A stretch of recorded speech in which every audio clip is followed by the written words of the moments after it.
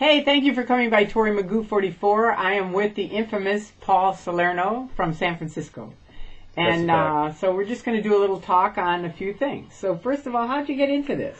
Well, first of all, let me say Paul was never in the Church of Scientology, correct? Correct. Okay. But I was born in what is now Pac Base. Right. And my family, my dad went to Hollywood High School, and his parents, who I was actually raised by, owned a business in Hollywood.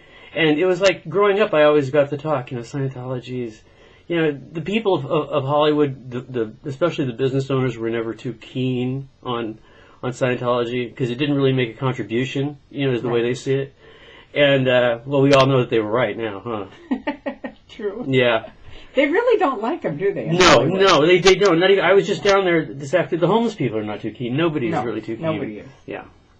And that's kind of amazing. I was amazed picketing to find out, the FedEx guys were honking, yay, thumbs up. Sure, San Francisco. When we protest in San Francisco, everybody, it's the same flow of people around the org because it's a tourist area. Right. So even the police, hi guys, they honk and give us a thumbs up too in San Francisco because Scientology is losing in San Francisco. I just wanted to use this to be sure to put that out there.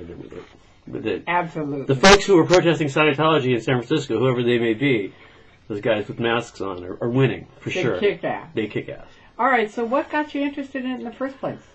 Oh, man. Well, okay, the G-rated version is I became interested in doing something good for people. There's not, you have to choose your fights. I firmly believe you have to choose your fights, and there's not a lot of things that people can just do in their normal communities to sort of stop evil, or the freedom of freedom of speech pretty much for me, like the same it was for you, and the internet was and is such a new medium that we certainly didn't want to give people like that a foothold there. You know what I mean? So what was your first thing that you did? First thing I did was when Why We Protest first came up was about a week before the first protest in San Francisco, which, by the way, was in Mountain View, an org that doesn't exist anymore, was the first, quote-unquote, anonymous protest in San Francisco. Right. And in 2008? In 2000, was it 2008? It was 2008, yes. And I had to check this out. So I was so into it. I was like the first one there. My wife and I were there like 2 hours early, so I just hung out, and it just sort of happened. We just sort of... we just had good seats to see it all begin, and as every day went by, we just were swelled by our success, especially up in San Francisco. So that's why I still do it. Right. Yeah. And you grew up here I did. I grew up here in Burbank. Right. And I didn't. I was always aware of Scientology and that it denied people human rights, but never to the degree that. When I started listening to people like Tori and people like Mr. Bunker, that I never knew that there was an int. I never knew that there was a prison.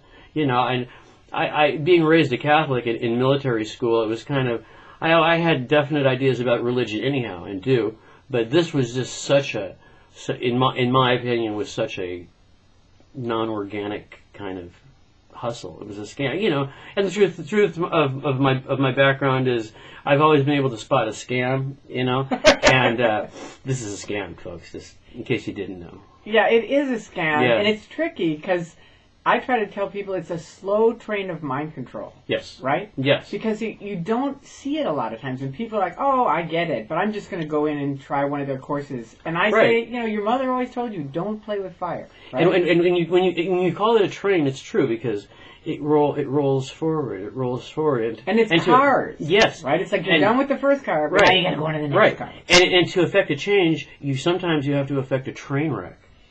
But that's what it takes sometimes, and that's why we'll keep putting stuff on the track.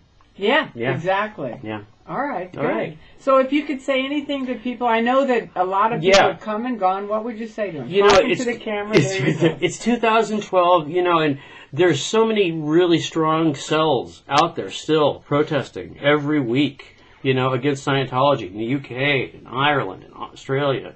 And, this fight is not over by a long shot. I don't live in LA anymore, but I drove by all those buildings today, and, there's still a lot of bodies in there. There's still a lot of people who have not received our message. So please, just take one weekend out of your month and just go downtown. You don't have to, you don't have to make it your life. You don't have to, read everything that Tony Ortega is posting every minute.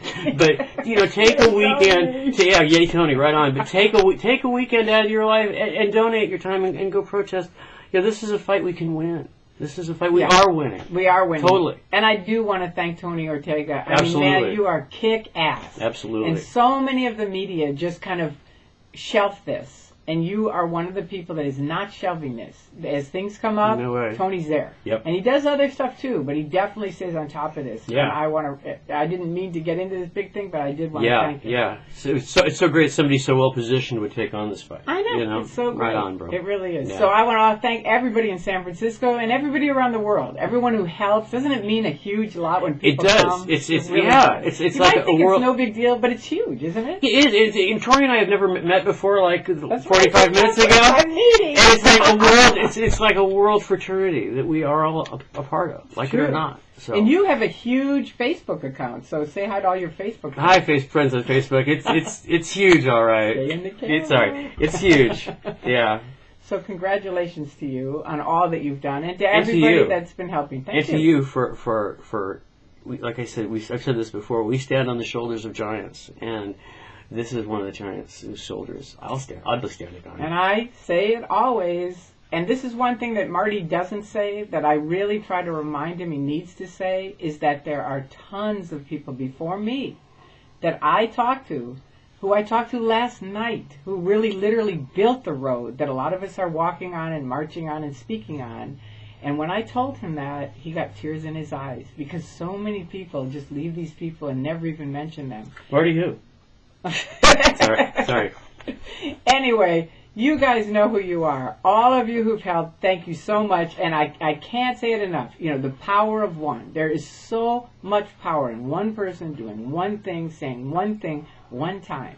And if you're out there and you're bummed out, come on out and picket with us. Because Absolutely. It definitely makes you feel better, doesn't it? It does. Google us up. Call us. Send us an email. We are very easy to find. Yeah, right? Why we protest? Why we protest. Hit me up on Facebook. I go by, I'm like Tori. I just use my real name. Yeah, Tori Christman, Paul Salerno. Hit me up. I'm very easy to find. Yeah, he's very easy. I'm very easy too. I'm easy. We're cool. All right, so thank you to all of you. Love you. Love you all. Paul. Thank you. All right, ciao.